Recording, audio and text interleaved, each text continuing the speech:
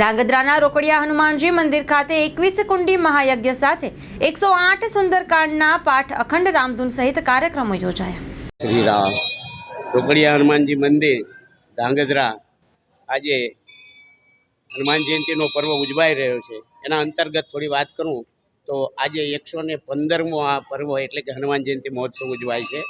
આની ચૈત્ર સુદ એકમથી નોમ સુધી અહીંયા અખંડ રામધૂન ચાલે છે.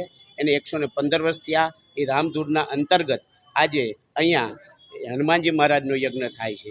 દર પૂનમે ચૈત્રી પૂનમે યજ્ઞ થાય છે.